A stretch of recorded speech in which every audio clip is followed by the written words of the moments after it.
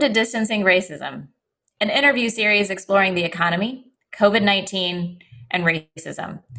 Convention season has just wrapped up, and we were wondering, how did we get to a place where the strength of Black electoral power does not deliver us what we need in either party? So we talked to Reverend Ben McBride for real talk on this issue. Hey, what's good? I'm here in the room with Liberation in the Generation. I'm feeling free already. That's great, man. We're really happy to have you. But we're going to start with a really kind of question to get to know you. What brought you to dedicating your life and career to racial and economic justice? Yeah, well, I think, like most Black people find themselves in our country, the challenges that face the Black community have been close to me. They've been close to people that I love. They've impacted loved ones in my family. They've impacted people in my neighborhood, people I went to school with. And so I have that story going on inside me, but in my own personal life and my family life, I didn't have all of those experiences real for me and my siblings and my parents. And so I had some distance between my personal story and my extended family and neighborhood. But I think like most Black folks, I grew up recognizing some of the problems that were facing our community, and I had compassion around it. But I think the more I got involved, because of the compassion that I had for the challenges we were facing, I realized that compassion was not enough. And that, we oftentimes use this story that, if you see babies flowing down the river, what do you do? And you say, take the baby out. You see another baby flowing down the river, what do? You take the baby out. And at a certain point, you got to go upstream to figure out who's throwing the babies in the water. So I think what got me into economic and racial justice is I got tired of seeing Black people flowing down the river of death and injustice. And I felt called to go upstream to figure out why we're in this condition and what we can really do to change our condition so that we can really create a different future. That story really resonates with me. And there's been a lot of conversation about Black voters and our power. There's been a lot of conversation about Black voters being taken for granted by both Democrats and just really cast aside by Republicans for the most part. Yet, we also recognize that we have a lot of power. So I'd love to hear from you. What got us to this point where we have been taken really for granted by both parties? How does it impact our power? How did we get here?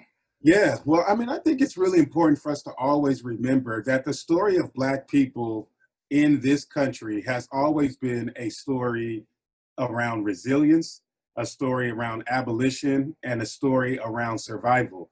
Black people have always found our power together in the context of relationships and our ability to resist white supremacy and needing to make strategic decisions around what that resistance looks like and when we can engage in different levels of resistance along our journey. And so at a certain point, resistance for Black people looked like making sure we survived the plantation and survived the whipping. At another stage, resistance looked like slave rebellions. At another iteration, resistance looked like Mother Harriet Tubman, Grandma Moses, leading us through the Underground Railroad into the North.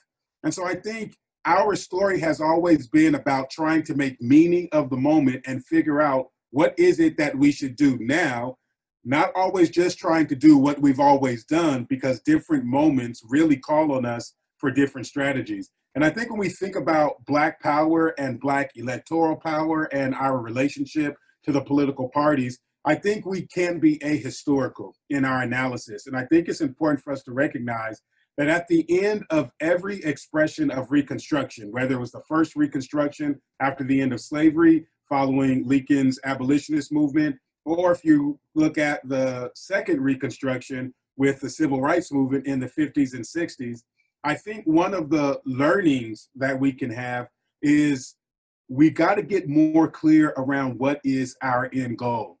And I think reflecting on the past might say that integration into whiteness and white communities and the white power structure has potentially been a mistake. That maybe instead of integration, we should have sought aggregation. which was about what does it mean for us to build our Black political power to actually contend with existing white political power structures for the betterment of our own communities. And I think by us trying to integrate ourselves into their political parties, we have found ourselves both at the end of the first Reconstruction, when we received the white lash of white supremacy and they basically recreated slavery with new public systems and structures, or at the end of the second Reconstruction, and we created the whole neoliberal movement and created kind of a Black bourgeois class that ultimately recreated new caste systems, continually finding ourselves on the bottom. I think it's important for us to recognize that both of these political parties are rooted in white power structures, and that as Black people, we need to take very seriously what does it mean for us to not necessarily try to integrate ourselves into these structures, but what does it mean for us to actually erect some new structures that can actually contend for power, for agency, for change in relationship to the political ecosystem. Whew, amen. I feel like it's Sunday. Um, so, I mean, you mentioned survival, and that there's like that the Black experience has always been about survival, and that building power and surviving day to day is always, those things can't be separated. They're always together. In this COVID moment, where we're in another one of those moments of survival, like literally Black people are dying at a rate far beyond white people are from this epidemic. We're on the front lines as frontline workers in hospitals, even at the grocery store, at the McDonald's drive-through, right? Like we're there, and I wonder, like, what is the pathway to sustaining power at the same time fighting for basic survival? Yeah, well, I mean, I think this has always been our story here, right? Is trying to figure out how to build power while surviving. And I think to me, what it's really about is us getting clear. And when I say us, I'm speaking about Black people getting very clear about the need for a Black agenda.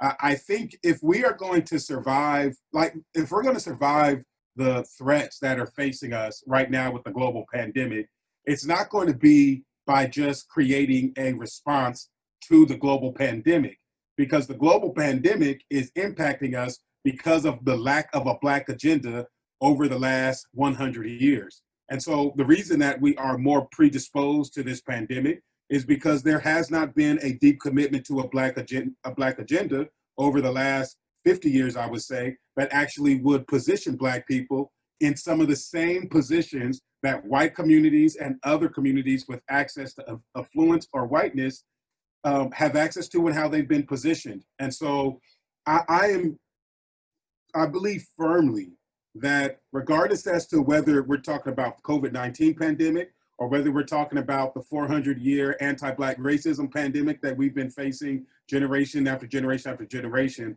the answer to all of that and our survival is to really invest in a Black agenda. And to me, that is about confronting the education challenges of our community. It is about addressing the mass incarceration of our communities. It is about addressing the police genocide happening in our communities. It is about confronting the kind of ethnic cleansing that shows up in gentrification and disappearing our communities. And at the end, it is about, for me, one of the most important reparations and a deep transfer of wealth into the hands of Black people to have the real kind of economic and financial power to self-determine our own existence in this country.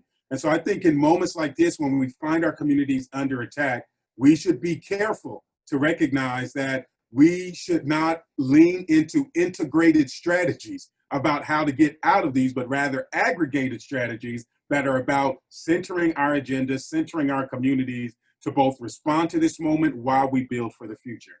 What is it in the ecosystem that is holding our movement back from getting that, from having that? Yeah, well, I mean, I think we have not yet determined. So there's two things, because I don't want to put it all on us, because some of this is certainly on the people in power and the status quo, and particularly, white hyper-capitalists who have created the conundrum that we're in. I would say for us, I think we have been challenged in defining successfully and clearly what is our end goal. Is our end goal as Black people to become the new white people, or do we have another end goal that is actually about creating a society, communities where both we can belong and everyone else can belong. And so I think we need to be clear on our goal.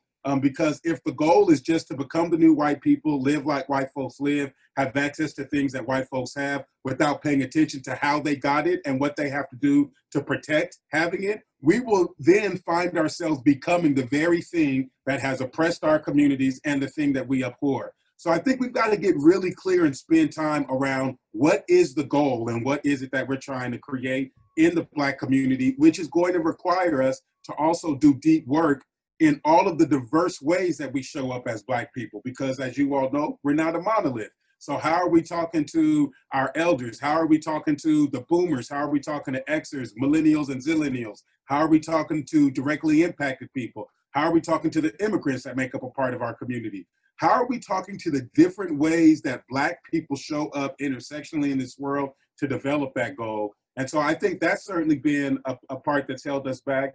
And then I think it cannot be overstated the fact that the assault of systemic and structural white supremacy has been at the heels of Black people since our feet touched this ground. And so when you look at the ways that public systems and structures, companies and economic systems have been constructed, they have been constructed literally based on the commodification of the Black body. And so I think we are going to have to reimagine new systems, not just around policing, but about the way that our economy works. We're going to have to imagine new systems and challenge corporations to participate in something different beyond a plantation orientation, where they get to operate as slave masters and the Black body becomes the enslaved again. I think white supremacy certainly has been a deep poison, not just killing Black people, but killing the white people who participate in it, and certainly oppressing other marginalized groups. I think us getting clear on our goal, and then us getting very clear on demanding that white supremacy challenges itself and rids itself out of these systems and structures, would offer us an opportunity forward. You spoke to the history of this nation being the commodification of Black bodies. It has generated what we're living in today, an oppression economy. Racism is profitable. Elite institutions and the individuals who control them are using tools of theft, exclusion, exploitation. You also mentioned that at every moment, as Black people, we have to survive, and we have changed our yardstick over the years. And we're still in this mode of survival, especially with the global pandemic. If we had everything we needed, say we had this Black agenda, what would the recovery look like? What would our economic system look like? And what would look differently if we had that power behind the agenda? Yeah, so I mean, I like to lean into a lot of the thinking that's come from our ancestors and think about some of the practice that came out of the Black Panther Party in the 60s and 70s, which really was first thinking about what are the survival programs that we need, and then ultimately what is the political power and the systems and structures that we need to build. And so if I'm answering this question the right way, I would say I think our first response is going to need to be about how do we stabilize the Black community around health, around our economic power, so money, like how do we stabilize? We need to stabilize our health, we need to stabilize our money, and we need to figure out how to provide safety and security for Black people. I think just Maslow's hierarchy of needs lets us know that if you don't meet these basic needs for human beings, they will not be able to actually lean into the self-actualization and some of these higher, kind of forms of participation. And I've been saying to white folks since Ferguson, Black people are not superhuman. We are not subhuman. We are human. We're human. So we need the very same things that white communities need.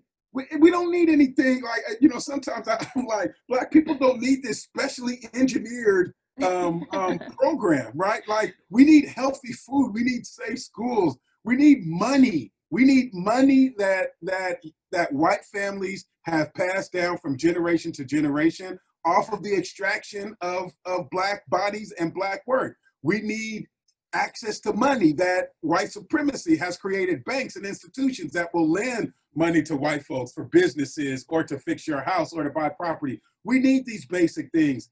I think, you know, as we're thinking about where we are right now in the pandemic, I think there also is a real commitment as we think about health around how the psychic impact of that white supremacy has had on Black people, and the way in which the pandemic and us being 25 to 30% of all of the COVID-19 deaths, even though we only make up 13% of the population.